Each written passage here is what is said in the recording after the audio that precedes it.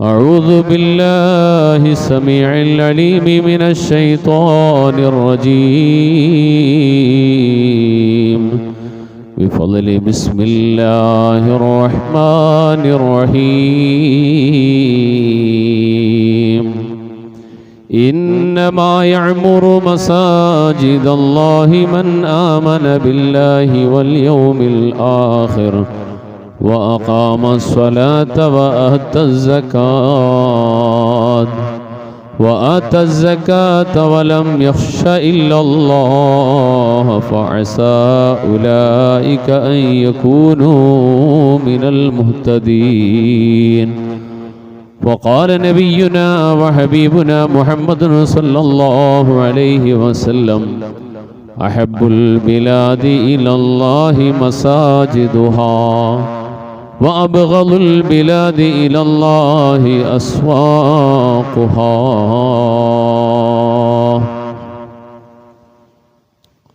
ഏറ്റവും സ്നേഹാദരണീയരായ മുഅ്മിനീങ്ങളെ, സഹോദരങ്ങളെ, സത്യവിശ്വാസികളെ, സർവശക്തനായ അല്ലാഹു സുബ്ഹാനഹു വ തആല നമ്മുടെ ഒരുമിച്ച് കൂടലിനെ ഖബൂൽ ചെയ്യുമാറാകട്ടെ. അനുഗ്രഹീതമായി ജുമാ ദിവസത്തിൽ ഉൾപ്പെടെയുള്ള മുഴുവൻ ഇബാദത്തുകളെയും അല്ലാഹു മഖബൂലായ ഇബാദത്തുകളോടൊപ്പം ഉൾപ്പെടുത്തി അനുഗ്രഹിക്കുമാറാകട്ടെ. ഈ ഇബാദത്തുകൾ നമ്മുടെ ജീവിതത്തിൻ്റെ വിജയത്തിൻ്റെ വഴിക്ക് അല്ലാഹു സഹായകമാക്കട്ടെ. അറിഞ്ഞും അറിയാതെയും രഹസ്യമായും പരസ്യമായുമുള്ള ജീവിതങ്ങളിലൊക്കെ സംഭവിച്ചു പോയ ചെറുതും വലുതുമായ എല്ലാ തെറ്റുകുറ്റങ്ങളെയും നാഥനായ റബ്ബവൻ്റെ മഹദ് ഫദ്ല് കൊണ്ട് പുറത്തു മാപ്പാക്കി തരട്ടെ. ശിഷ്ടകാല ജീവിതം പരിപൂർണമായ ആഫിയത്തിലും റാഹത്തിലുമായി അല്ലാഹു ഖബൂൽ ചെയ്യുമാറാകട്ടെ. നമ്മെ വിട്ടുപിരിഞ്ഞു പോയ നമ്മുടെ വേണ്ടപ്പെട്ടവരായ മുഴുവൻ കുടുംബാദികളുടെയും ഖബറിടങ്ങളെ അല്ലാഹു സ്വർഗീയ ആരാമങ്ങളിൽ ഉൾപ്പെടുത്തി അനുഗ്രഹിക്കുമാറാകട്ടെ. അവരെയും നമ്മയും അനുഗ്രഹീത ജന്നാത്തുൽ ഫിർദൗസിൽ ഹബീബനാ റസൂലുള്ളാഹി തങ്ങളോടൊപ്പം അല്ലാഹു ഒരുമിച്ച് കൂട്ടി അനുഗ്രഹിക്കട്ടെ. പ്രിയപ്പെട്ട മുഅ്മിനീങ്ങളെ, സഹോദരങ്ങളെ, മനോഹരമായി ഒരുങ്ങിക്കൊണ്ടിരിക്കുന്ന നമ്മുടെ പള്ളി, അതിൻ്റെ നവീകരണം എത്രയും വേഗം പൂർത്തിയാക്കി നാം എല്ലാം ആഗ്രഹിക്കുന്നത് പോലെ റാഹത്തായി എത്രയും വേഗം അതിനുള്ളിലേക്ക് പ്രവേശിച്ച് നമസ്കരിക്കാൻ, ഇബാദത്തുകളിൽ വ്യാപൃതരാകാൻ അല്ലാഹു വിധി കൂട്ടട്ടെ, അതിനുള്ള അവസരം നൽകട്ടെ. ഈ പുണ്യപ്രവർത്തനത്തിൽ പങ്കാളികളായ മുഴുവൻ ആളുകൾക്കും അല്ലാഹു അർഹമായ പ്രതിഫലം നൽകട്ടെ.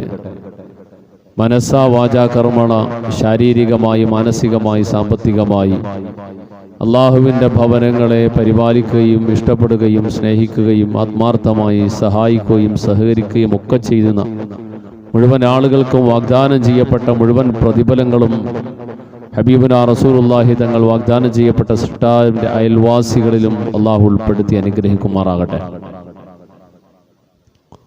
പ്രിയപ്പെട്ട സഹോദരങ്ങളെ, ബഹുമാനികളെ, നമ്മുടെ ജമാഅത്തിൻ്റെയും പള്ളിയുടെയും മഹല്ലത്തിൻ്റെയും പരിപാലനത്തിനായി നാം എല്ലാവരും ചേർന്ന്, പ്രത്യേകിച്ച് കരുനാഗപ്പള്ളി മുസ്ലിം ജമാഅത്തിൻ്റെ അംഗങ്ങൾ ചേർന്ന് തിരഞ്ഞെടുത്ത പരിപാലന സമിതിയുടെ കാലാവധി നിശ്ചയിക്കപ്പെട്ട കാല അവധി അവസാനിച്ചു.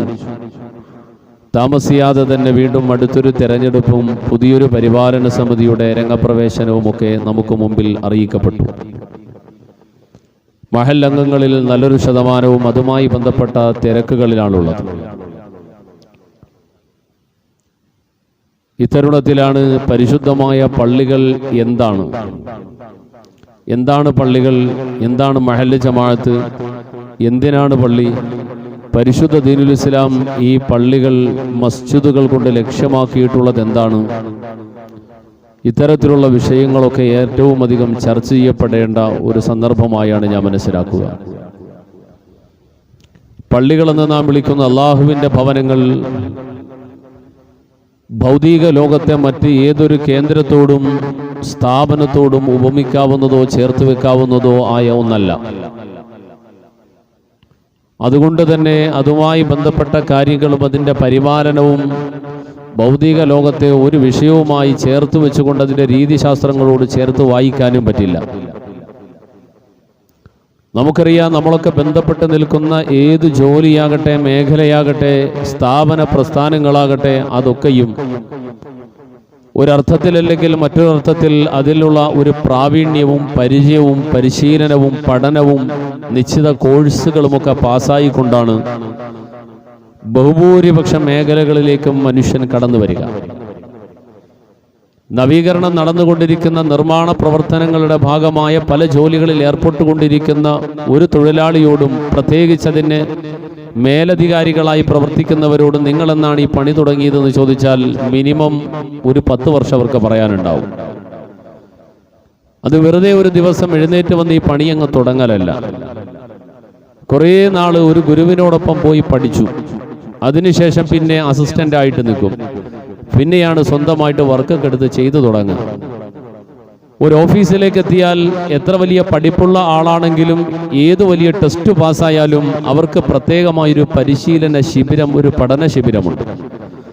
2 ദിവസം 5 ദിവസം ആഴ്ചകൾ മാസങ്ങൾ നീണ്ടു നിൽക്കുന്ന പരിശീലനവും അതിനെ തുടർന്ന് ഓരോ ഇടവേളകളിൽ വീണ്ടും നൽകപ്പെടുന്ന പരിശീലനവും ഉണ്ട്.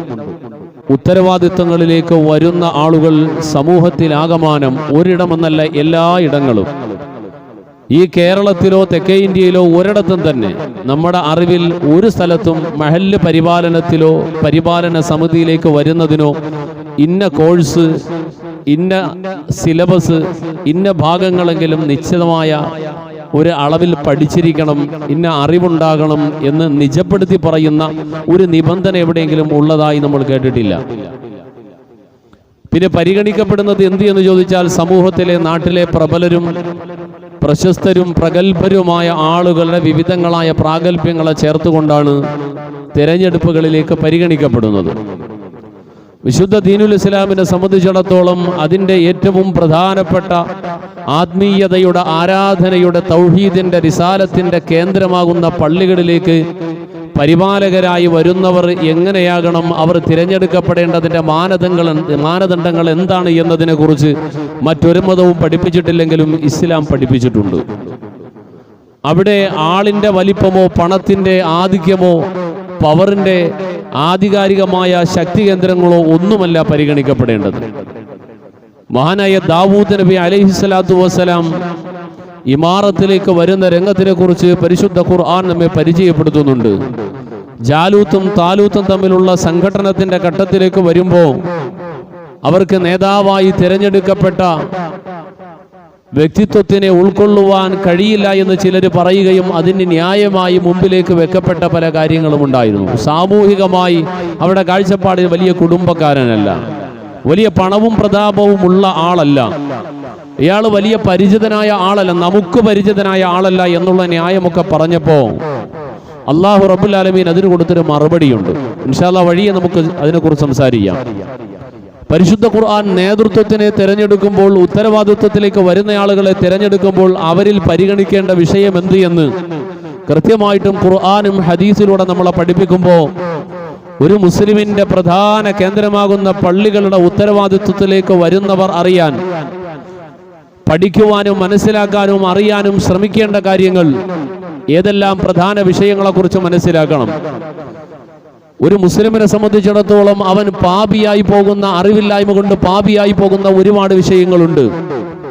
ഈ വിഷയങ്ങളിൽ പ്രത്യേകിച്ച് മുആശറത്തും കുടുംബജീവിതവുമായി ബന്ധപ്പെട്ട് വരുന്ന വിഷയങ്ങളിലൊക്കെ എത്രയോ ചെറുപ്പക്കാരും കുടുംബക്കാരും പാപികളായി പോകുന്നതിന് മഹല്ലത്തുകളിലെ പരിപാലന സമിതിയും ആ പരിപാലന സമിതി പറയുന്നതിനനുസരിച്ച് മസല പറഞ്ഞു കൊടുക്കുന്ന ഇമാമുമാരും പങ്കാളികളാണ് എന്ന കാര്യം പലപ്പോഴും നമ്മൾ അറിയാതെ പോവുകയാണ്.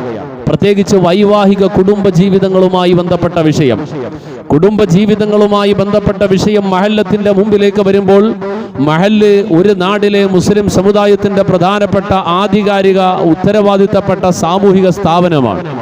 ആ സാമൂഹിക സ്ഥാപനം എടുക്കുന്ന തീരുമാനവും അവിടുത്തെ ഉത്തരവാദിത്തപ്പെട്ട കർമ്മങ്ങളും ഇത് കോടതികളും പരിഗണിക്കുകയാണ്. ശരീഅത്ത് ആക്ട് പ്രകാരമാണ് രാജ്യത്ത് ഓരോ മുസ്ലിം സമുദായത്തിന്റെ സാമുദായിക മതപരമായ വിഷയങ്ങൾ പരിഗണിക്കുക. പലപ്പോഴും വേദനയോടെ എന്ത് ചെയ്യണമെന്നറിയാതെ നിന്നു പോകുന്ന പല ഘട്ടങ്ങളും പല മഹല്ലത്തുകളിലും വ്യാപകമാണ്. വിവാഹങ്ങളും വിവാഹ വേർപെടുത്തലുകളും ആ വിഷയങ്ങളിൽ എന്ത് തീരുമാനം എടുക്കണമെന്ന് ചോദിച്ചാൽ ഒരുപക്ഷെ അവിടെ പരിശുദ്ധ ദീനിന്റെ നയനിലപാടിന് പൂർണ്ണമായും യോജിക്കാത്തതോ എതിരായതോ ആയ കാര്യം വന്നാലും ശരി, അതങ്ങനെ തന്നെ തീരുമാനിക്കാൻ പലരും തയ്യാറാവും. ഒരു മഹല്ല്, വലിയൊരു മഹല്ല്, ആ മഹല്ലിന് ഒരു സ്കൂള് കൂടിയുണ്ട്. ആ സ്കൂള് മഹല്ലിൽ നിന്നും കുറച്ച് ദൂരത്തിലാണ്. ആ സ്കൂളിൽ കലാമത്സരം നടക്കുന്നു. കുറേയധികം കുട്ടികൾ പഠിക്കുന്ന ആ സ്കൂളിൽ കലാമത്സരം നടക്കുകയും ആ കലാമത്സരം ഷെഡ്യൂൾ ചെയ്യപ്പെടുകയും ചെയ്തപ്പോൾ ആ ഷെഡ്യൂളിൽ ഒരല്പനേരം വെള്ളിയാഴ്ച ദിവസമായപ്പോൾ അന്നത്തെ ഉദ്ദേശിച്ചതുപോലെ സമയം കിട്ടില്ല എന്ന് വന്നപ്പോൾ പരിപാലന സമിതി, ആരെങ്കിലുമല്ല, പരിപാലന സമിതിയുടെ ഉള്ളിലെ ചർച്ച അത് ഏകദേശം ധാരണയാകാൻ സമയത്ത് ഒന്നുകൂടെ ആലോചിച്ചിട്ട് ചെയ്യാമെന്ന് പറഞ്ഞ് ലാസ്റ്റ് തെറ്റിപ്പോവുകയാണ് ചെയ്തത്. അതിനിടയിൽ ഒരു ചർച്ച വന്നു. ഈ തിരക്ക് പിടിച്ച സമയത്തിനിടയിൽ കുട്ടികളെ എല്ലാവരെയും സ്കൂളിൽ നിന്നും ഇങ്ങോട്ട് കൊണ്ടുവരുന്നതിനേക്കാളും ആ ഒരു ദിവസത്തെ ജുമുഅ പള്ളിയിൽ നിന്നും സ്കൂളിലോട്ട് മാറ്റിയാൽ എങ്ങനെയുണ്ടാവുമെന്ന്. ഇത് വെറുതെ തമാശ പറയല്ല, സത്യസന്ധമായി എനിക്കറിയാവുന്ന ഒരു മഹല്ലത്തിന്റെ കാര്യമാണ്. കുട്ടികളെ 2-3 കിലോമീറ്റർ അപ്പുറത്താണ്, അവിടെ നിന്ന് വാഹനത്തിൽ കയറ്റി ഇവിടെ കൊണ്ടുവന്ന് ഇതെല്ലാം കഴിഞ്ഞിട്ട് തിരിച്ചു കൊണ്ടുപോകുന്ന ആ ഒരു സമയം ലാഭിക്കാൻ അന്നത്തെ ജുമുഅ പള്ളിയിൽ നിന്ന് അങ്ങോട്ട് മാറ്റിയാലോ എന്ന് പരിപാലന സമിതി ആലോചിക്കുകയാണ്. ഇതാണ് ആ പരിപാലന സമിതിയുടെ ക്വാളിറ്റി. അപ്പൊ ഇങ്ങനെ ഒരുപാട് കാര്യങ്ങളുണ്ട്. ഞാൻ പറഞ്ഞു വരുന്നത് ഇതേപോലെ തന്നെ സാമ്പത്തിക വിഷയങ്ങളാകട്ടെ, ദീനിന്റെ വിഷയങ്ങൾ കൈകാര്യം ചെയ്യുന്നതിൽ ഏറ്റവും പരമപ്രധാനമായ ഉത്തരവാദിത്തപ്പെട്ട സാമൂഹിക സ്ഥാപനമാണ് മഹല്ലുകൾ. ആ മഹല്ലുകൾ എങ്ങനെയാകണം, എങ്ങനെയാണത് നയിക്കപ്പെടേണ്ടത്, ഇതുകൊണ്ട് ലക്ഷ്യമാക്കപ്പെടുന്നത് എന്ത് എന്നതിനെ കുറിച്ച് വിശുദ്ധ ഇസ്ലാം പഠിപ്പിച്ചതുപോലെ വേറൊരു മതത്തിലുമില്ല. ഒരു മുസ്ലിമിനെ സംബന്ധിച്ചിടത്തോളം ഒരു മുസ്ലിം അതും മനസ്സിലാക്കിയിരിക്കണമെന്നതാണ്. എന്താണ് പള്ളികൾ, എന്തിനാണ് പള്ളികൾ? മഹാനായ സയ്യിദുനാ ഉമറുൽ ഫാറൂഖ് റളിയല്ലാഹു തആല അൻഹു മഹാനവർകൾ അരുൾ ചെയ്യുന്ന ഹദീസ് കാണാം. അൽ മസാജിദു ബുയൂത്തുല്ലാഹ്, അൽ മസാജിദു ബുയൂത്തുല്ലാഹ്. പള്ളികൾ അല്ലാഹുവിന്റെ ഭവനങ്ങളാണ്, പള്ളികൾ അല്ലാഹുവിന്റെ ഭവനങ്ങളാണ്. വൽ മുസല്ലി ഫീഹാ സായിറുല്ലാഹ്. ആ പള്ളിയിലെത്തുന്നവർ, പള്ളിയെ സന്ദർശിക്കുന്നവർ, പള്ളിയിലെത്തുന്നവർ, അവിടെ നമസ്കരിക്കുന്നവർ അല്ലാഹുവിനെ സന്ദർശിക്കുവാൻ വന്നവരാണ്. ഒരാളെ നമ്മൾ ലക്ഷ്യമാക്കി പോകുമ്പോൾ ആ വീട്ടിലുള്ള പ്രധാനി ആരാണോ, ആ വീട്ടിലേക്ക് അതിഥിയായി ചെല്ലുന്നയാളാണ് നമ്മളെങ്കിൽ അള്ളാഹുവിന്റെ ഭവനമാകുന്ന ഈ പള്ളിയിലേക്ക് എത്തുമ്പോൾ ഇവിടെ നമ്മൾ കാണേണ്ടത് ഇവിടത്തെ ആതിഥേയന്, ഈ വീട്ടിലെ ആതിഥേയൻ അല്ലാഹുവാ, സൃഷ്ടാവായ റഹ്മാനായ റബ്ബാണ് പള്ളിയിലെ ആതിഥേയന്. വൽ മുസല്ലി ഫീഹാ സായിറുല്ലാഹ്. അവിടെ എത്തി നമസ്കരിക്കുന്നവർ അല്ലാഹുവിനെ സിയാറത്ത് ചെയ്യുവാൻ, കാണുവാൻ വന്നവനാണ്. വഹക്കുൻ അലൽ മസൂരി അൻ യുക്രിമ സായിറഹു. അതുകൊണ്ട് തന്നെ വഹക്കുൻ അലൽ മസൂർ, ആതിഥേയന്റെ മേൽ ബാധ്യതയാണല്ലോ, ആതിഥേയന് നിർബന്ധമാണല്ലോ. അൻ യുക്രിമ സായിറഹു, ആ പള്ളിയിലേക്ക് അതിഥിയായി വരുന്നവനെ ബഹുമാനിക്കുക എന്നത്. പള്ളിയിലേക്ക് അതിഥിയായി വരുന്നവനെ ബഹുമാനിക്കൽ ആതിഥേയന്റെ ഏറ്റവും പ്രധാനപ്പെട്ട മര്യാദയാണ്. ഏറ്റവും മര്യാദ പാലിക്കുന്നവനാണല്ലോ. അതുകൊണ്ട് തന്നെ അള്ളാഹുവിന്റെ ഭവനം, ആ ഭവനത്തിലേക്ക് എത്തുന്ന വിശ്വാസികൾ പടച്ച റബ്ബിനെ കാണുവാൻ വരുന്നവനാ. അഹബ്ബുൽ ബിലാദി ഇലല്ലാഹി മസാജിദുഹാ വഅബ്ഗദുൽ ബിലാദി ഇലല്ലാഹി അസ്വാഖുഹാ. ഹബീബനാ റസൂലുള്ളാഹി അരുൾ ചെയ്തു, ഒരു നാട്ടിലുള്ള കെട്ടിടങ്ങൾ, ഒരു നാട്ടിലുള്ള സ്ഥാപനങ്ങൾ, ഒരു നാട്ടിൽ ഒരുപാട് ഇടങ്ങളെ കുറിച്ച് നമുക്ക് പറയാനുണ്ടാകും. എന്നാൽ അല്ലാഹു റബ്ബുൽ ആലമീൻ ഈ ഭൂമിയിൽ ഇഷ്ടപ്പെട്ട ഏറ്റവും നല്ല ഇടമേതെന്നറിയുമോ? ഏറ്റവും ഇഷ്ടപ്പെട്ട പടച്ച റബ്ബിന്റെ ഇടം അത് മസാജിദുഹാ, പള്ളികളാണ്, പള്ളികളാ. വഅബ്ഗദുൽ ബിലാദി ഇലല്ലാഹി അസ്വാഖുഹാ. അള്ളാഹുവിന് ഏറ്റവും വെറുപ്പുള്ളത്, പടച്ചവന് ഏറ്റവും വെറുപ്പുള്ളത്, ഇഷ്ടമില്ലാത്ത ഇടം അസ്വാഖുഹ, കമ്പോളങ്ങളാണ്, അങ്ങാടികളാണ്. കമ്പോളത്തിൽ ജീവിക്കുന്നവരെ കുറിച്ചല്ല പറയാം. ആ കമ്പോളങ്ങളിൽ വ്യാപൃതരായി കൊണ്ടിരിക്കുന്ന മനുഷ്യർ പലപ്പോഴും തിന്മകളിലേക്ക് വഴിതെറ്റിപ്പോകുവാനുള്ള പല ആകർഷണീയതകളും അവിടെയുണ്ട്. സൂക്ഷിക്കണേ എന്ന അർത്ഥത്തിലാണത് പറയാ. അള്ളാഹുവിന് ഏറ്റവും ഇഷ്ടപ്പെട്ടത് പള്ളികളാണ്. ഒരു മനുഷ്യൻ പള്ളിയിലേക്ക് ആത്മീയതയെ ആഗ്രഹിച്ചു കൊണ്ടുവരുന്നു, പള്ളിയിലേക്ക് വുളൂ ചെയ്തതിന്റെ ഹുർമത്ത് പാലിച്ച് വേണ്ട എല്ലാ മര്യാദകളും പാലിച്ചുകൊണ്ട് പള്ളിയുടെ ഉള്ളിലേക്ക് കയറി പ്രവേശിച്ച് അവിടെ ഇരുന്ന് ദുആ ചെയ്തുകൊണ്ട് ഇഅ്തികാഫിലായിരുന്നാൽ അവൻ വഴിതെറ്റിപ്പോകാനുള്ള സാധ്യതയില്ല. എന്നാൽ ഉപജീവനം തേടി കമ്പോളത്തിലേക്ക്, നാട്ടിലേക്ക്, സമൂഹത്തിലേക്ക് ഇറക്കുന്ന ആളെ സംബന്ധിച്ചിടത്തോളം അവൻ ഒരുപാട് കാര്യങ്ങൾ ശ്രദ്ധിക്കേണ്ടതായി വരും. പല ഭാഗങ്ങൾ അവന് പിഴച്ചു പോകാൻ സാധ്യതയുള്ള പലതുമുണ്ട്. പള്ളി എന്നെല്ലാം പറയുമ്പോൾ സത്യത്തിൽ പള്ളി എന്നതിനപ്പുറം പരിശുദ്ധമായ നമ്മൾ ഇരിക്കുന്ന പള്ളികൾ, ഈ കെട്ടിടങ്ങൾക്ക് ഇസ്ലാമിക സമൂഹത്തിൽ ചരിത്രാതീത കാലം മുതൽ തന്നെ ഇസ്ലാമിക സമൂഹത്തിൽ അതിന് വിളിച്ചിരുന്നതും മസ്ജിദ് എന്നാണ്. മസ്ജിദ് സുജൂദിന്റെ ഇടം, സാഷ്ടാംഗത്തിന്റെ ഇടം. പള്ളി എന്ന് പറഞ്ഞാൽ ഈ പരിപൂർണമായി ഖുർആനും ഹദീസും ഉപയോഗിച്ച ആ പദത്തിന്റെ അർത്ഥം ആവൂല. സുജൂദ് ചെയ്യുന്ന ഇടം എവിടെയാണ്? സുജൂദ് സൃഷ്ടാവിന്റെ മുമ്പിൽ മാത്രമാണ് സുജൂദ്. ഹബീബനാ റസൂലുള്ളാഹി അരുൾ ചെയ്തു, ഒരു മനുഷ്യന് വേറെ ഏതെങ്കിലും ഒരു സൃഷ്ടിയുടെ മുമ്പിൽ സുജൂദ് ചെയ്യൽ അനുവദിക്കപ്പെടുമായിരുന്നെങ്കിൽ ഞാൻ ഒരു സ്ത്രീയോടുള്ള ഭർത്താവിന്റെ മുമ്പിൽ നന്ദിയായി സുജൂദ് ചെയ്യാൻ പറയുമായിരുന്നു. അത് പാടില്ലാത്തത് കൊണ്ടില്ല. ഒരു മനുഷ്യൻ അവന്റെ ശിരസ് നമിക്കേണ്ടത്, കുമ്പിടേണ്ടത്, ഭൂമിയിലേക്ക് വെക്കേണ്ടത് അള്ളാഹുവിന്റെ മുമ്പിൽ മാത്രമാണ്. അങ്ങനെ കുമ്പിടുന്ന, ശിരസ് നമിക്കുന്ന ആ ഇടത്തിനാണ്, സുജൂദ് ചെയ്യുന്ന സ്ഥാനത്തിനാണ് മസ്ജിദ് എന്ന് പറയാം. ആ മസ്ജിദിന് എങ്ങനെയാണ് നമുക്കിടയിൽ പള്ളി എന്ന് പേര് വന്നത്? പള്ളി എന്ന അർത്ഥം ഈ വാക്കഥാർത്ഥത്തിൽ മുസ്ലിം പള്ളിയുടെ പേരേ ആയിരുന്നില്ല. മുസ്ലിം പള്ളിക്കും പള്ളി എന്ന് പറയും, ഇന്ന് ക്രൈസ്തവ സമൂഹത്തിന്റെ പള്ളിക്കും പള്ളി എന്ന് പറയാം. യഥാർത്ഥത്തിൽ രണ്ടും രണ്ട് പേരുകളാണ്. മുസ്ലിമീങ്ങളുടെ പള്ളിക്ക് മോസ്ക് അല്ലെങ്കിൽ മസ്ജിദ് എന്ന് പറയും, ക്രൈസ്തവ സമൂഹത്തിന്റെ ചർച്ച് എന്നാണ് പറയാം. പള്ളി എന്നത് പഴയകാലത്തെ സംസ്കൃതത്തിൽ ഒരു വേടാണ്. അതിൽ നിന്നും മാറി ആ പല്ലി എന്ന വേടിൽ നിന്നും പള്ളിയായി മാറി. ആ പള്ളി എന്ന വേട് പഴയകാലത്തെ ജൈന ബുദ്ധ സമൂഹത്തിൽ അവരുടെ പ്രധാന കേന്ദ്രങ്ങൾക്ക് പറഞ്ഞിരുന്ന, അവരുടെ ആരാധനാലയങ്ങൾക്കും അവരുടെ പ്രധാന കേന്ദ്രങ്ങൾക്കും ഒക്കെ ഏറ്റവും ഭവ്യതയോടെ അവർ കണ്ടിരുന്ന ഇടങ്ങൾക്ക് പറഞ്ഞിരുന്ന പേരായിരുന്നു പള്ളി. കാലാന്തരത്തിൽ ചരിത്രത്തിലെ പല കാരണങ്ങളും പറയുന്നു. അവരൊക്കെ ഈ നാടിൽ നിന്നും സമൂഹത്തിൽ നിന്നൊക്കെ ഏതൊക്കെയോ കാലഘട്ടങ്ങളിൽ ഏതൊക്കെയോ സാഹചര്യങ്ങളായി ഒഴിഞ്ഞുപോയി.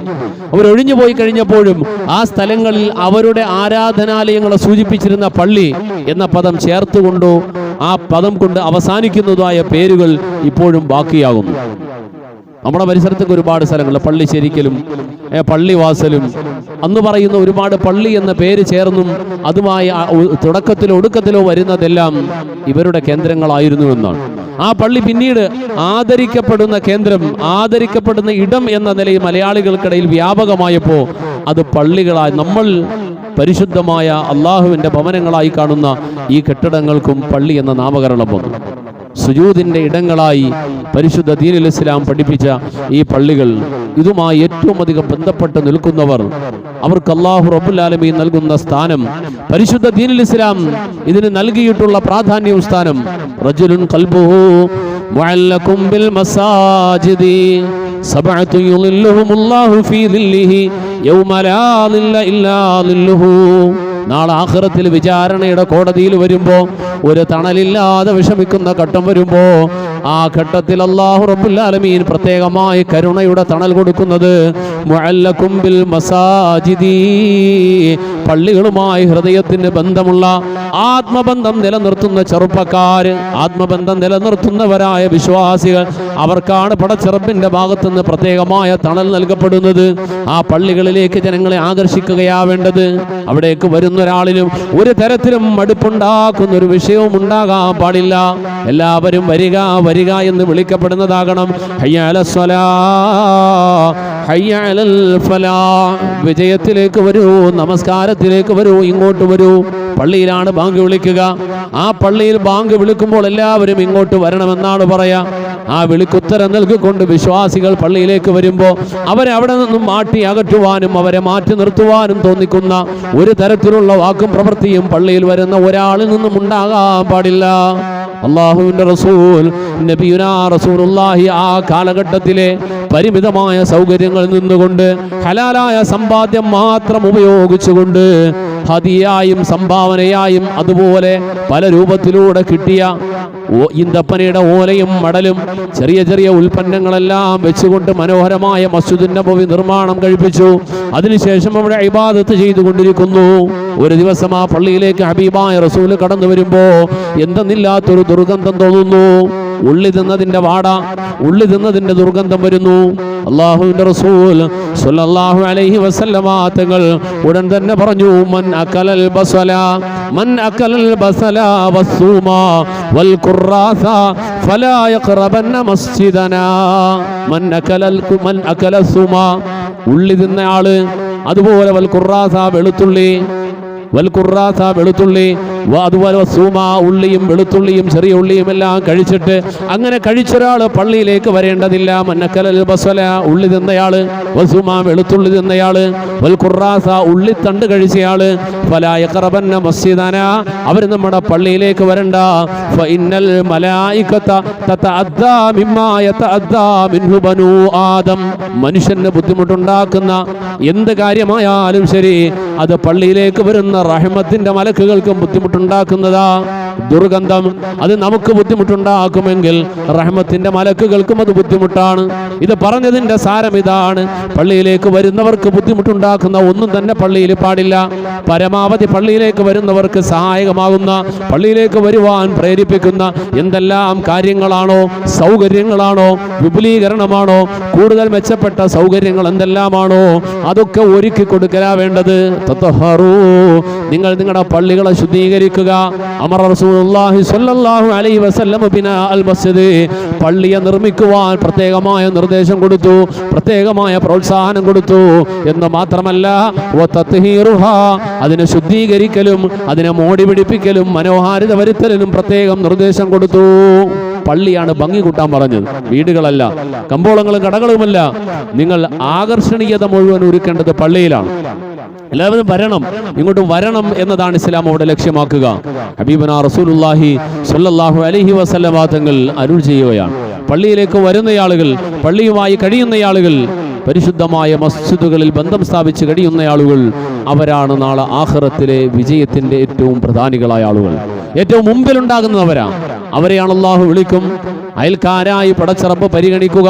അള്ളാഹുവിന്റെ അയൽക്കാർ, അള്ളാഹു അയൽക്കാരായ ഒരു വിഭാഗത്തിനെ പരിചയപ്പെടുത്തിയിട്ടുണ്ട്. ഇന്നല്ലാഹ ലയുനാദി, ഇന്നല്ലാഹ ലയുനാദി യൗമൽ ഖിയാമത്തി ഐന ജീറാനി. അള്ളാഹു വിളിച്ചു ചോദിക്കും, എൻ്റെ അയൽവാസികൾ എവിടെ, എൻ്റെ അയൽവാസികൾ എവിടെ, എൻ്റെ അയൽവാസികൾ എവിടെ, ഇങ്ങനെ വിളിച്ചു ചോദിക്കുകയാണ്. ആ സമയത്ത് മലക്കുകൾ ചോദിക്കും, യാ അല്ലാ ഐന ജീറാനി എന്ന് ചോദിക്കുമ്പോൾ ഫതകൂനുൽ മലായികതു റബ്ബനാ വമൻ യംബഗി അൻ യുജാവിറക, പടച്ച റബ്ബേ നിനക്ക് അയൽക്കാരോ, നീ അയൽക്കാരുമായി നിനക്ക് എന്ത് അയൽക്കാരാണ്, നിന്നോട് സഹകരിക്കുന്ന അയൽക്കാർ ആരാണുള്ളത് പടച്ചവനെ, ഞങ്ങളല്ലാതെ ആരാണുള്ളത്? ആ സമയത്ത് അല്ലാഹു പറഞ്ഞു, ഐന ഉമ്മാറുൽ മസാജിദ്, പള്ളികളെ പരിപാലിച്ചവരാരാ, പള്ളികളെ ഭംഗിയാക്കിയവരാരാ, പള്ളികളിൽ ഏറ്റവും അധികം സമയം കൊണ്ട് ആത്മീയമായി ഇബാദത്തുകൾ കൊണ്ടും പല രൂപത്തിൽ അതിനെ ധന്യമാക്കിയവരാരാ, ഇവരാണ് എൻ്റെ അയൽവാസികളെന്ന് നബിയുനാ റസൂലുള്ളാഹി സ്വല്ലല്ലാഹു അലൈഹി വസല്ലമ തങ്ങൾ അരുൾ ചെയ്യുകയാണ്. ഇന്നമാ യഅ്മുറു മസാജിദല്ലാഹ് മൻ ആമന ബില്ലാഹി വൽ യൗമിൽ ആഖിരി വഅഖാമസ് സ്വലാഹ വഅതസ് സകാഹ വലം യഖ്ശ ഇല്ലല്ലാഹ് ഫഅസാ ഉലൈക അൻ യകൂനൂ മിനൽ മുഹ്തദീൻ. ഇന്നമാ യഅ്മുറു മസാജിദല്ലാഹ്, നമ്മുടെ സമൂഹത്തിന് ഒരുപാട് മാനദണ്ഡങ്ങളുണ്ട്, പല കാര്യങ്ങളും നമ്മുടെ സമൂഹത്തിൽ നടക്കാറുണ്ട്. സുബ്ഹാനല്ലാഹ്, എത്രത്തോളം എന്നാൽ പള്ളികളുടെ പരിപാലനത്തിന്റെ കാര്യം വരുമ്പോൾ, പള്ളികളുടെ പരിപാലനത്തിലേക്ക് പരിപാലന സമിതികളെ തെരഞ്ഞെടുക്കുമ്പോൾ ആ തെരഞ്ഞെടുപ്പിൽ പച്ചയായി കള്ളും പെണ്ണും വിതരണം ചെയ്തുകൊണ്ട് പരിപാലന സമിതികളുടെ തെരഞ്ഞെടുപ്പ് നടക്കുന്ന കാലത്തിലാണ് നമ്മളുള്ളത്.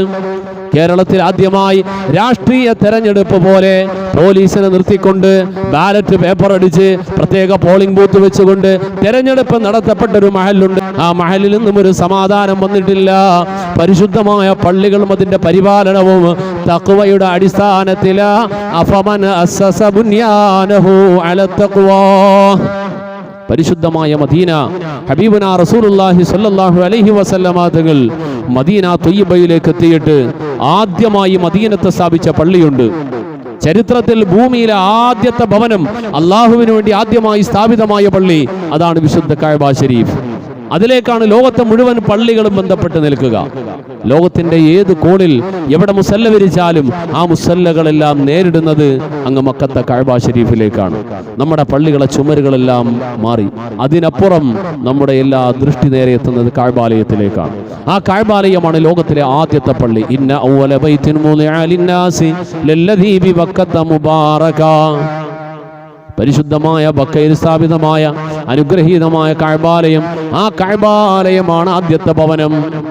ആ കഅബാലയത്തിന്റെ നിർമ്മാണത്തിന്റെ ചരിത്രം നമുക്കറിയുമല്ലോ. ഹബീബായ റസൂലുള്ളാഹിന്റെ ചെറുപ്പകാലഘട്ടത്തിൽ പുണ്യപ്രവാചകനെ മധ്യസ്ഥരായി സമൂഹം അംഗീകരിച്ച് തെരഞ്ഞെടുത്ത് കൊണ്ടുവന്ന ചരിത്രം അറിയുമല്ലോ. കഅബ ഷരീഫിന്റെ ആദ്യ സമയത്ത് ഹബീബായ റസൂലിന്റെ നുബുവത്തിന് മുമ്പുള്ള കാലത്ത് തങ്ങൾക്ക് ഏകദേശം 34-35 വയസ്സ് പ്രായമുള്ളപ്പോ മക്കത്തുണ്ടായ ജലപ്രളയം, വെള്ളപ്പൊക്കം. ആ വെള്ളപ്പൊക്കത്തിൽ വിശുദ്ധ കഅബ ഷരീഫിന്റെ സാരമായ കേടുപാടുകൾ സംഭവിച്ചു.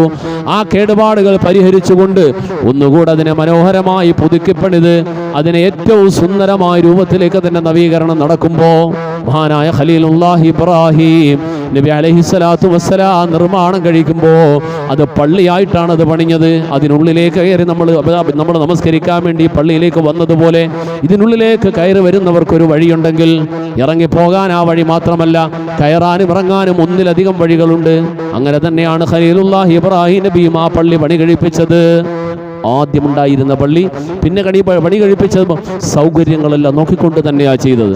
എന്നാൽ ഇന്ന് നമ്മൾ കാണുന്ന വിശുദ്ധ കഅബ ശരീഫിൽ ഒരു വാതിലേ ഉള്ളൂ. അതിനുള്ളിലോട്ട് ആളുകൾ കയറാറില്ല. ആളുകളെല്ലാം അതിന്റെ പുറത്താണ്. ഒരു വാതിൽ കൂടെ എക്സ്ട്രാ വെക്കാൻ, അതിനുള്ളിലും കുറച്ച് പേർ കയറുവാൻ ഒക്കെ ഉള്ള സൗകര്യം ചെയ്തു കൊടുത്തൂടെ? ചെയ്തു കൊടുക്കാൻ പറ്റും. എന്തുകൊണ്ട് ചെയ്യപ്പെട്ടിട്ടില്ല? ഹബീബായ റസൂലുള്ളാഹി തങ്ങളുടെ നുബുവത്തിന് മുമ്പ് ആ വെള്ളപ്പൊക്കം കഴിഞ്ഞ് ആ പള്ളിയുടെ നവീകരണം നടക്കുക, കഅബ ഷരീഫിന്റെ പുനർനിർമ്മാണം നടക്കുക. ആ പുനർനിർമ്മാണം നടക്കുമ്പോൾ മക്കയിലെ പ്രമുഖനായ ഉമയ്യ, മഹാനായ ബിലാൽ ഹബശി റളിയല്ലാഹു തആല അൻഹു മഹാനവറുകളെ മണലാരുണ്യത്തിലൂടെ വലിച്ചിഴച്ച ചുട്ടുപൊള്ളുന്ന മണലാരുണ്യത്തിൽ കൊടിയ പീഡനങ്ങൾക്ക് വിധേയമാക്കിയ ഉമയ്യ, ആ ഉമയ്യ യാ മഅ്ശറ ഖുറൈശ്, ഖുറൈശികളെ, യാ അഹ്ല മക്ക, മക്കക്കാരെ എന്ന് വിളിച്ചുകൊണ്ട് ഉമയ്യ പറഞ്ഞൊരു വാക്കുണ്ട്. ആരാണെന്നറിയോ ഉമയ്യ? ആ ഉമയ്യ ബദറിൽ കൊല്ലപ്പെട്ടു. ആ ഉമയ്യ ബാക്കിയായി കഴിഞ്ഞാൽ മഹാനായ ബിലാൽ ഹബശി റളിയല്ലാഹു തആല ഏറ്റവും അധികം പീഡിപ്പിച്ച മനുഷ്യനായിരുന്നു. ഹബീബായ റസൂലുള്ളാഹി തങ്ങൾ ഈ ഉമയ്യ ചത്തുമലച്ച് നരകത്തിലേക്ക് എത്തുന്ന ഒരു കാലം ഉണ്ടാകുമെന്ന് മുന്നറിയിപ്പ് കൊടുത്തിട്ടുണ്ടായിരുന്നു. ആ ഉമയ്യ എവിടെയാണ് അവസാനിച്ചത്?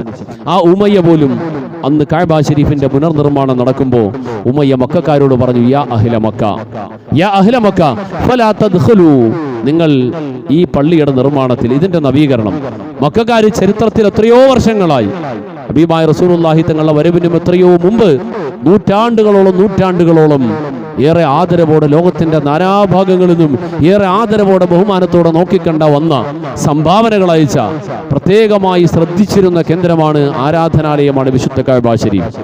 അവരവിടെ നഗ്നമായി തവാഫ് ചെയ്തിരുന്നതൊക്കെ അവർ കുറെ ന്യായങ്ങൾ പറയുന്നു. നമുക്ക് മാതൃക എന്നതല്ല, എങ്കിലും ഈമാനില്ലാത്ത ആ സമൂഹത്തിൽ പോലും നിലനിന്നിരുന്ന ചില സൂക്ഷ്മതകൾ പള്ളികളുടെ വിഷയത്തിൽ ഉണ്ടായിരുന്നു. അതിനെ സർവാത്മന ലോകത്തിൽ എല്ലായിടത്തും അംഗീകരിക്കുകയും പെട്ടു. ഉമയ്യ ജനങ്ങളോട് പറഞ്ഞു, ഫലാ തദ്ഖുലൂ കസ്ബകും, നിങ്ങൾ നിങ്ങളുടെ തൊഴിലുകളെ, നിങ്ങളുടെ വരുമാന മാർഗങ്ങളെ, ബിമാലിക്കും, നിങ്ങളുടെ സമ്പത്ത്, നിങ്ങളുടെ കയ്യിലുള്ള എല്ലാവരും അവരുടെ കയ്യിലുള്ള ധനം ഇതിലേക്ക് വിനിയോഗിക്കരുതേ. നല്ല കാര്യം പറയുമ്പോൾ എല്ലാവർക്കും താല്പര്യമുണ്ട്, എല്ലാവരും സമ്പത്ത് ചെലവഴിക്കാൻ താല്പര്യമാണ്. അങ്ങനെ ഓരോരുത്തരും അവരുടെ വിഹിതവും കൊണ്ടുവരുമ്പോ ഉമയ്യ എഴുന്നേറ്റ് പറഞ്ഞു, ഫലാ തദ്ഖുലൂ, ഇതിനുള്ളിലേക്ക് നിങ്ങൾ പ്രവേശിപ്പിക്കരുത്. മാലരിബ, പലിശയുടെ പണം ഇതിലേക്ക് പ്രവേശിപ്പിക്കരുതേ. വലാ മഹറ ബഗിയൻ, വ്യഭിചാരിയുടെ സംഭാവന ഇതിലേക്ക് വേണ്ട, പലിശക്കാരന്റെ പൈസ ഇവിടേക്ക് വേണ്ട. വലാ മഹറ ബഗിയൻ, വ്യഭിചാരിയുടെ പൈസ ഇവിടേക്ക് വേണ്ട. വലാ മദ്ലമത അഹദിൻ, ഒരാളെയും ആക്രമിച്ചും വഞ്ചിച്ചും പറ്റിച്ചും ഉണ്ടാക്കിയ പണം പള്ളിയിലേക്ക് മുതൽ മുടക്കണ്ട, പള്ളിയിലേക്ക് കൊടുക്കണ്ട. പിന്നെയോ ഉള്ള പൈസ മതി, ഉള്ളത് ഹലാലായത് മതി. മക്കക്കാര് വലിയ ധനാഢ്യന്മാരുണ്ടായിരുന്നു, ഇത് മുഴുവനും ഒറ്റയ്ക്ക് ചെയ്യാൻ കഴിവുള്ള ആളുകൾ ഉണ്ടായിരുന്നു. എങ്കിലും അവിടെ പറയപ്പെട്ടു, പൂർണ്ണമായും ശുദ്ധമായത് മാത്രം മതി, ശുദ്ധമായതേ ഇവിടെ വരാൻ പാടുള്ളൂ. അങ്ങനെ പണിഞ്ഞ് കുറെ എത്തി.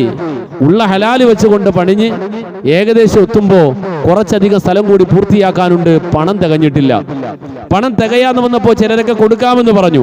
അപ്പോഴും ആ പ്രധാനികൾ എല്ലാവരും പറഞ്ഞു, വേണ്ട, സംശയമുള്ള ഒരു പൈസയും വേണ്ട, ഹലാല് മാത്രം മതി എന്ന് പറഞ്ഞു. അങ്ങനെ നിർബന്ധം പിടിച്ചത് കൊണ്ട് അവസാനം എന്തായി? കഅബ ശരീഫിന്റെ കുറച്ച് ഭാഗം അങ്ങ് വിട്ടിട്ട് ഈ കിട്ടിയ പണം, ഹലാലായ പണം കൊണ്ട് ചെയ്യാൻ കഴിയുന്നത് മാത്രം ചെയ്യേണ്ടി വന്നു. അതുകൊണ്ട് ഹിജ്റ ഇസ്മായിൽ എന്ന് തവാഫ് ചെയ്യുമ്പോ, പരിശുദ്ധ കഅബ ശരീഫിന്റെ ചാരത്തിലെത്തുമ്പോ പ്രത്യേകമായി ഇങ്ങനെ വളച്ചു കെട്ടി ഒരു കെട്ട് നമ്മൾ കാണും. അതിനുള്ളിൽ കയറി നമസ്കരിക്കുന്നവന് കഅബ ശരീഫിന്റെ ഉള്ളിൽ നമസ്കരിച്ചവനെ പോലെയാണ്. മഹദിയായ ആയിഷ സിദ്ദീഖ റളിയല്ലാഹു തആല അൻഹ അതുപോലെ മഹദിമാരായ ഒരുപാട് മഹത്തരമായ മഹദിമാർ അവരെല്ലാം പള്ളിയുടെ ഉള്ളിലേക്ക്, പുരുഷന്മാർ പള്ളിയുടെ ഉള്ളിലേക്ക് കയറുന്ന സമയത്ത് ഞങ്ങൾക്ക് ഇതിന്റെ ഉള്ളിലേക്ക് കയറാൻ അവസരമില്ലല്ലോ എന്ന് പറഞ്ഞപ്പോൾ റസൂലുള്ളാഹി കൊണ്ടുവന്നിരുത്തിയിട്ട് പറഞ്ഞു, ആയിഷ നീ ഇവിടെ ഇരുന്നോ, ഫാത്തിമ നീ ഇവിടെ ഇരുന്നോ, ഇവിടെ ഇരുന്ന് ഇബാദത്ത് ചെയ്യുന്ന പള്ളിയുടെ ഉള്ളിൽ തന്നെയാണ്, ഇത് ഉൾഭാഗം തന്നെയാണ്. ഹിജറ ഇസ്മായിൽ എന്ന ആ ഒരു വളച്ചുകെട്ട് അത് മാത്രമായി അങ്ങനെ ചുരുക്കി. 2 വാതിൽ വെക്കാൻ പണമില്ലാത്തത് കൊണ്ടല്ല, ഒരു വാതിൽ വെക്കാനുള്ള ഹലാലായ പണം ഒരു വാതിലിനെ മതിയായുള്ളൂ. എന്നാൽ ആ ഒരു വാതിൽ മതി. രണ്ടാമതൊരു വാതിൽ കൂടി ഹലാല് വെച്ചുകൊണ്ട് ചെയ്യാനില്ലാതെ വന്ന അതിൽ തന്നെ വേണ്ട, ഹലാല് മാത്രം മതി എന്നങ്ങ് തീരുമാനിച്ചു. അങ്ങനെ ആ കഅബ ശരീഫ് ഇന്നത്തെ 2 വാതിലോടെ പണിയപ്പെട്ട ഇബ്രാഹിമിയ കഅബ ശരീഫ് ഒരു വാതിലേക്ക് മാറിയത് അങ്ങനെയാണ്. അത് കഴിഞ്ഞു ഹബീബായ റസൂലുള്ളാഹി സ്വല്ലല്ലാഹു അലൈഹി വസല്ലമ തങ്ങൾ പരിശുദ്ധ കഅബ ശരീഫിനെ ഉമ്മത്തിന്റെ മുമ്പിലേക്ക് സമർപ്പിച്ചു. ആ കഅബയാണ് ലോകത്തെ മുഴുവൻ പള്ളികളുടെയും കേന്ദ്രം, എല്ലാത്തിൻ്റെയും ഖിബല അതാണ്. ലോകത്തിൽ എവിടേക്ക് മുസ്ലിമീങ്ങൾ പോയാലും അവിടെയെല്ലാം മുസല്ല കഅബയിലേക്കാണ് വരിക. ആ കഅബയെ ലക്ഷ്യമാക്കിക്കൊണ്ടാണ് എല്ലാ ഇബാദത്തുകളും നടക്കുക. ആ കഅബ എന്തിനുണ്ടായി? ആ കഅബത്തിങ്കലേക്ക് ആദ്യത്തെ പ്രവാചകൻ അബുൽ ബഷർ ആദം നബി അലൈഹി സ്വലാത്തു വസ്സലാം എന്തിന് അവിടേക്ക് നയിക്കപ്പെട്ടു? ആദം നബി മുതൽ ഖലീലുല്ലാഹി ഇബ്രാഹിം നബി വരെ, ഖാത്തിമുർ റസൂൽ മുഹമ്മദുർ റസൂലുള്ളാഹി തങ്ങൾ വരെ എല്ലാവരെയും കഅബ ശരീഫിനെ കേന്ദ്രബിന്ദുവാക്കിക്കൊണ്ട് നടത്തിയ പ്രബോധനം ഏതാണോ ആ പ്രബോധനമാണ്, ആ ലക്ഷ്യമാണ് എല്ലാ പള്ളികളിലും ഉണ്ടാകേണ്ടത്. ഇന്ന ഔവല ബൈത്തിൻ വുദിഅ ലിന്നാസ് ലല്ലദീ ബിബക്കത മുബാറക. ജനങ്ങൾക്ക് വേണ്ടി അല്ലാഹു റബ്ബുൽ ആലമീൻ ആരാധിക്കുവാൻ സ്ഥാപിതമായ ഭൂമിയിലെ ആദ്യത്തെ ഭവനം കഅബ ശരീഫാണ്. ആ കഅബ ശരീഫ് എന്താണ്? അവിടെ എന്താണ് ചെയ്യേണ്ടത്? അവിടെ ഹറമിലും പരിശുദ്ധ കഅബ ശരീഫിലും നടക്കേണ്ടത് എന്താണ് എന്നതിനെക്കുറിച്ച് പരിശുദ്ധ ഖുർആനും ഹദീസും നമ്മളെ പഠിപ്പിച്ചിട്ട് ഇത് തന്നെയാണ് ലോകത്തെ എല്ലാ സ്ഥലങ്ങളിലും.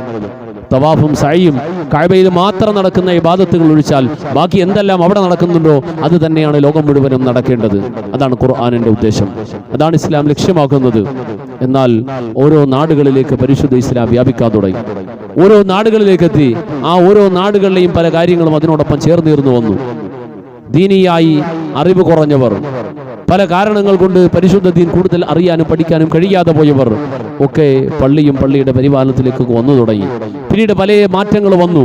ആ മാറ്റങ്ങൾ ചിലപ്പോഴെങ്കിലും പരിശുദ്ധ ദീനിന് അത്രയങ്ങോട്ട് പൊരുത്തപ്പെടാൻ കഴിയാത്ത പലതും പള്ളികളുടെ ഭാഗമായി തന്നെ നടക്കുന്ന ഒരവസ്ഥയിലേക്ക് വരുമ്പോൾ പള്ളികൾ കൊണ്ട് ലക്ഷ്യമാക്കപ്പെടുന്നത് എന്താണ്? ആ പള്ളികളുടെ പരിപാലനം എങ്ങനെ നടക്കണം? അള്ളാഹുവിന്റെ പ്രത്യേകമായ കൃപയും തൗഫീഖും കൊണ്ട് നാം ഓരോരുത്തരുടെയും പരിശ്രമ ഫലമായി നമ്മളെല്ലാവരുടെയും പങ്കാളിത്തം കൊണ്ട് പതിറ്റാണ്ടുകളായി മനോഹരമായി നടന്നുകൊണ്ടിരിക്കുന്ന നമ്മുടെ മഹല്ല്, ആ മഹല്ല് കുടുംബങ്ങളുടെ ആധിപത്യത്തിനോ അല്ലെങ്കിൽ ഏതെങ്കിലും തരത്തിലുള്ള ജാതി ചിന്തകൾ വീണ്ടും പറയാം, ജാതി ചിന്തകൾക്കോ ഒരിക്കലും വിധേയമാകാൻ പാടില്ല. പരിശുദ്ധ ഇസ്ലാം പാടെ നിരാകരിച്ച അഫീക്കൽ ജാഹിലിയ പല പള്ളികളുടെയും പരിപാലനത്തിൽ വരുന്ന ഭിന്നതകളുടെ ഉള്ളറ പരിശോധിച്ചു പോയാൽ ജാതിയാണ്. ജാതി തൊഴില്, ജാതി, കുടുംബ മഹിമ ദീനിയായ മാനദണ്ഡങ്ങളല്ല. യാ അയ്യുഹന്നാസ് ഇന്നാ ഖലഖനാകും മിൻ ദക്കരിൻ വ ഉൻസ വജഅൽനാകും ശുഊബൻ വ ഖബായില ലിതആറഫു ഇന്ന അക്രമക്കും ഇൻദല്ലാഹി അത്ഖാക്കും. നിങ്ങൾക്ക് കുടുംബങ്ങൾ ഉണ്ടാകാം, തൊഴിലുകൾ ഉണ്ടാകാം, അഡ്രസ്സുകൾ ഉണ്ടാകാം, പ്രത്യേകം പരിചയപ്പെടുത്താൻ പറ്റുന്ന പലതും ഉണ്ടാകാം. ഇതൊക്കെ നിങ്ങളെ മറ്റൊരാളിൽ നിന്ന് തിരിച്ചറിയാൻ ഒരു കത്ത് കിട്ടാൻ വേണ്ടി മാത്രമാണ്. അതിനപ്പുറം ഇസ്ലാമിൽ പ്രാധാന്യം കൽപ്പിക്കുവാൻ ഇതൊന്നും പരിഗണനാർഹമായ വിഷയമേ അല്ല. ഇന്ന അക്രമക്കും ഇൻദല്ലാഹി അത്ഖാക്കും. നിങ്ങളിൽ തഖ്വ ഏറ്റവും കൂടുതൽ ഉള്ളവരാരാണോ അവരാണ് നിങ്ങളിൽ മുൻപിലുള്ള ആൾ. അവരെയാണ് നിങ്ങൾ പരിഗണിക്കേണ്ടത്. തഖ്വയാണ് മാനദണ്ഡം. കുടുംബ മഹിമയോ സാമ്പത്തികമോ രാഷ്ട്രീയ സ്വാധീനമോ മറ്റേതെങ്കിലും തരത്തിലുള്ള അധികാരത്തിന്റെ പവറുകളോ മേലാടകളോ ഇതൊന്നുമല്ല. തഖ്വയാണ് അതിന്റെ മാനദണ്ഡം. എന്തുകൊണ്ടാണ് തഖ്വ മാനദണ്ഡമാക്കപ്പെടുക? ബൈത്തുൽ മാൽ, പള്ളിയും പള്ളിയുടെ പരിപാലനവും പരിശുദ്ധമായ റബ്ബിന്റെ ഭവനങ്ങൾ, ആ ഭവനങ്ങളുടെ പ്രാധാന്യം എത്രത്തോളമുണ്ട് എന്ന് പൂർണ്ണമായും അതിന്റെ ഗൗരവത്തോടെ ഉൾക്കൊള്ളാൻ കഴിയുന്നവർ തന്നെയാകണം. അങ്ങനെയുള്ളവർ തന്നെയാകണം. ചില ആളുകളുണ്ട് ഓരോ നാടുകളിലും ഇതൊക്കെ അത്യാവശ്യം അറിയുന്നവർ, പടച്ചവനെ പേടിച്ച് സൂക്ഷ്മമായി ജീവിക്കുന്ന ആളുകളുണ്ട്. അങ്ങനെയുള്ള ആളുകൾ അവരോട് നിങ്ങൾ ഈ ഉത്തരവാദിത്തമൊക്കെ ഏറ്റെടുക്കുക എന്ന് പറഞ്ഞാൽ, അല്ലെങ്കിൽ ജനങ്ങൾ ആവശ്യപ്പെട്ടാൽ അല്ലോ പടച്ചവനെ പള്ളിയുടെ പൈസ, പടച്ചവന്റെ പൈസ എന്ന് പറയും. അവർ മാറും. ഇവർ മാറുമ്പോൾ പിന്നീട് സംഭവിക്കുന്നത് എന്തായിരിക്കും എന്നറിയോ? ഒരു കാര്യം നാട്ടിൽ നടന്നേ പറ്റൂ. സമൂഹത്തിന്, നാടിന്, സമുദായത്തിന് ഒരു കാര്യം ആവശ്യമാണ്. അതിന് കഴിവുള്ള ആളോട് ആളുകൾ പറഞ്ഞു, ആ കഴിവുള്ള, അതിന് യോഗ്യതയുള്ള, തഖ്വയുള്ള ആളുകളോട് പറയുമ്പോൾ പടച്ചവനെ പേടിച്ചുകൊണ്ട് അവർ മാറുകയാണ്. ആത്മാർത്ഥമായ ഭയം നല്ലത് തന്നെയാണ്, പക്ഷെ ഇവർ മാറിക്കൊടുത്തിട്ട് പൂർണ്ണമായൊരു മാറ്റമാണ്. ഈ മാറ്റം വരുമ്പോൾ ഇത് നടത്തിയേ പറ്റൂ, ആരെങ്കിലും ഏറ്റേ പറ്റൂ. അപ്പോൾ പിന്നെ അറിവില്ലാത്തയാള്, അതിൻ്റെ പഠിപ്പില്ലാത്തയാള്, ഏതെങ്കിലും തരത്തിൽ ദീനിയായ കാര്യങ്ങളെക്കുറിച്ച് അതിൻ്റെ അവഗാഹം കുറഞ്ഞയാൾ വന്നു, അവരിൽ നിന്നും എന്തെങ്കിലും വീഴ്ചയുണ്ടായി, അത് പടച്ചവന് പൊരുത്തപ്പെടാത്തതാണെങ്കിൽ ഇതിൽ ആര് കൂടി പങ്കാളിയാവുന്നറിയോ? ഈ ആദ്യം ഒഴിഞ്ഞു മാറിയവനും ഇതിൽ പങ്കാളിയായിരിക്കും. ഒഴിഞ്ഞു മാറിയാളും ഇതിൽ പങ്കാളിയാണ്. നബിമാർ, അതുപോലെ ദീനിന്റെ പ്രബോധകർ ഒരു നാട്ടിലേക്ക് എത്തുമ്പോൾ ആ നാട്ടിലേക്കത്തെ പ്രബോധന മേഖലയിൽ അവർ പരിശ്രമിച്ചു. ജനങ്ങൾ നന്നാവില്ല എന്ന് കരുതിയിട്ട് അവർ ഇട്ടേച്ചു പോകലല്ല. നന്നാവുന്നില്ല എന്ന് പറഞ്ഞ് ഇട്ടേച്ചു പോകുമ്പോൾ അവർക്ക് അവരോട് പരിശുദ്ധ ഖുർആൻ, അള്ളാഹു അവർക്ക് കൊടുക്കുന്ന നിർദ്ദേശം, നിങ്ങൾ പരിശ്രമിക്കുക, എത്രയേ ഉള്ളൂ. അവരെ നന്നാവാതിരിക്കലും നിങ്ങളുടെ ജോലിയല്ല, നിങ്ങളുടെ ഉത്തരവാദിത്തമല്ല. അവർക്കിടയിൽ പരിശ്രമിക്കൽ തന്നെ ഏൽപ്പിക്കപ്പെട്ട ഉത്തരവാദിത്തം ചെയ്യുക എന്നതാണ്. അള്ളാഹുവിൻ്റെ ഭവനങ്ങൾ, ആ ഭവനങ്ങൾ എങ്ങനെയാകണം, എങ്ങനെയാണത് കൊണ്ടുപോകേണ്ടത്, എന്താണ് അതിൽ പരിഗണിക്കേണ്ടത്. അടുത്ത ഒരു പരിപാലന സമിതിയെക്കുറിച്ചുള്ള ആലോചനകൾ നടക്കുമ്പോൾ കുടുംബത്തിന്റെ പ്രാധാന്യം നൽകുന്ന ആളുകളുണ്ടാവും. രാഷ്ട്രീയ പ്രാതിനിധ്യം, തൻ്റെ പാർട്ടി, തൻ്റെ സംഘടന, തൻ്റെ രാഷ്ട്രീയം, ഇതൊക്കെ നോക്കുന്നവരുണ്ടാകും. ഒന്നുകൂടെ പറയട്ടെ, ഇതൊന്നുമല്ല പള്ളിയുടെ പരിപാലനത്തിന് വേണ്ടത്. ഇതൊന്നുമല്ല നോക്കേണ്ടത്.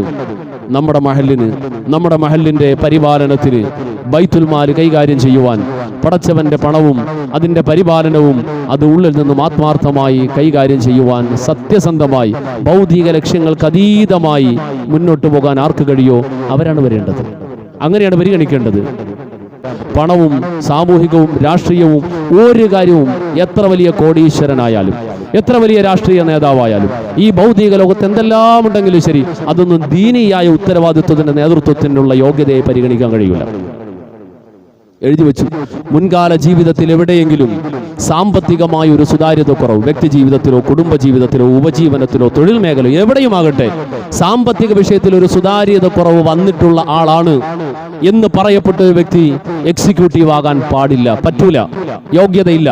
ബാക്കി എന്തുണ്ടോ ഇതുണ്ടോ പറ്റില്ല. ഒരിക്കൽ ചെയ്തിട്ടുണ്ടെങ്കിൽ അയാളിൽ ആ കനൽ അടിയിൽ കിടക്കും. അവിഹിത ബന്ധങ്ങൾ, ഹറാമായ വ്യഭിചാര ബന്ധങ്ങളിൽ പെട്ടിട്ടുണ്ടോ അയാൾ ഒരിക്കലും ഇതിലേക്ക് വരാൻ പാടില്ല. പൊതു ഉമ്മത്തിന്റെ നേതൃത്വത്തിൽ വരാൻ പാടില്ല. അധികാരം, പേര്, പ്രശസ്തി, ഫോട്ടോ, സ്ഥാനമാനങ്ങൾ, അധികാരം, ആദരവ്, അവാർഡ്, കൈപിടിക്കാൻ 4 പേര്, കാല് പിടിക്കാൻ 2 പേര്, ഈ മെന്റാലിറ്റിയുള്ള ആളുകൾ വരാൻ പാടില്ല. എന്തുകൊണ്ട്? ഏത് പ്രസ്ഥാനത്തിന്റെയും ഭിന്നതകളുടെ ഉൾ രാഷ്ട്രീയം നമ്മൾ പോസ്റ്റ്മോർട്ടം ചെയ്ത് നോക്കി, ഈ 3-ൽ 1 യഥാർത്ഥ കാരണം. പറയാൻ ഒരുപാടുണ്ടാകും. യഥാർത്ഥ കാരണം ഒന്ന്, ഈ പറയുന്ന 3-ൽ ഏതെങ്കിലും ഒന്നായിരിക്കും. ഇത് 3ഉം സംഭവിച്ചിട്ടുള്ള ആളിന് യോഗ്യതയില്ല. ഇങ്ങനെ കണ്ടീഷൻ വെച്ചുകൊണ്ട് ഉത്തരവാദിത്തപ്പെട്ട സമിതികളിലേക്ക് ആളുകൾ വരണം. അതാ വേണ്ടത്, അവിടെയാണ് വേണ്ടത്. കാരണം നമ്മൾ തിരഞ്ഞെടുക്കുന്നത്, നമ്മൾ ലക്ഷ്യം വെക്കുന്നത് നമ്മുടെ പാർട്ടിക്ക് വേണ്ടിയിട്ടല്ല, കുടുംബത്തിന് വേണ്ടിയിട്ടല്ല, പടച്ചറബിന്റെ ഭവനത്തിന് വേണ്ടിയിട്ടാണ്. പടച്ചറബിന്റെ ഭവനത്തിന് ലക്ഷ്യമാക്കേണ്ടത് തന്റെ എല്ലാ ഭൗതിക ഉടയാടകളെയും അഴിച്ചു മാറ്റിയാണ് ഹജ്ജിന് പോകുന്നത്. ആ ഹജ്ജിന്റെ കഅബ ശരീഫ്, ആ കഅബ ശരീഫിന്റെ പ്രതിനിധാനം ചെയ്യുന്ന മഹല്ലത്തുകളിലേക്ക് നമ്മുടെ ഉത്തരവാദിത്തപ്പെട്ട ആളുകൾ വരുമ്പോൾ അവിടെ പരിഗണിക്കപ്പെടേണ്ടത് ആരാണ്? ഉള്ളവരാകട്ടെ, പോയവരാകട്ടെ, നേരത്തെ നിന്നവരാകട്ടെ, നിലവിലുള്ള ഏത് തരത്തിലുള്ള ഭിന്നതകളുണ്ടോ ആ ഭിന്നതകളെല്ലാം മാറ്റിവെക്കുക. പരിശുദ്ധമായ പള്ളികൾ, അള്ളാഹുവിന്റെ ഭവനങ്ങൾ, അതിന്റെ പരിപാലനത്തിന് തഖ്വ കൊണ്ട് യോഗ്യതയുണ്ടോ അവരാണ് പരിഗണിക്കപ്പെടേണ്ടത്. അള്ളാഹു തൗഫീഖ് ചെയ്യട്ടെ. ഒരുപാട് സംസാരിച്ചു പോകേണ്ട. എന്താണ് ലക്ഷ്യമാക്കേണ്ടത്? 15ഓളം കാര്യങ്ങൾ പരിശുദ്ധ ഇസ്ലാം എണ്ണി പറഞ്ഞു. ഒരു പള്ളികൾ നടക്കേണ്ടത് ഈ 15 കാര്യങ്ങളാണ്. ഇന്ന കാര്യങ്ങൾ, 6 കാര്യങ്ങൾ അവിടെ നടക്കാൻ പാടില്ല, ഇങ്ങനെ പറഞ്ഞ കാര്യങ്ങളുണ്ട്. ഇൻഷാ അല്ലാഹ് വരും ആഴ്ചകളിൽ പറയാം. അള്ളാഹു തൗഫീഖ് നൽകി അനുഗ്രഹിക്കുമാറാകട്ടെ. അള്ളാഹു ഖൈർ നൽകി അനുഗ്രഹിക്കുമാറാകട്ടെ. പരമാവധി മഹല്ലത്തുകൾ കൊണ്ട് എന്താണോ വിശുദ്ധ ഇസ്ലാം ലക്ഷ്യമാക്കിയത് അതിൻ്റെ എല്ലാ ഉദ്ദേശ ലക്ഷ്യങ്ങളും പൂവണിഞ്ഞ് ഉമ്മത്തിനും സമുദായത്തിനും ഏറെ ഗുണകരമാകുന്ന മഹല്ലായി നമ്മുടെ മഹലിനെയും അള്ളാഹു പരിവർത്തിപ്പിക്കുമാറാകട്ടെ. എല്ലാ ഖൈറുകളും അള്ളാഹു നമുക്കെല്ലാം തരുമാറാകട്ടെ. ഈ ഉമ്മത്തിൻ്റെ മുഴുവൻ പള്ളികൾ, മദ്രസകൾ, ദീനിൻ്റെ കലാലയങ്ങളൊക്കെ അള്ളാഹുവിൻ്റെ ദീനിന് വേണ്ടി എന്തെല്ലാം ഖിദ്മത്തുകൾ ചെയ്യുന്നു അതിനൊക്കെ അള്ളാഹു സ്വീകരിക്കുമാറാകട്ടെ.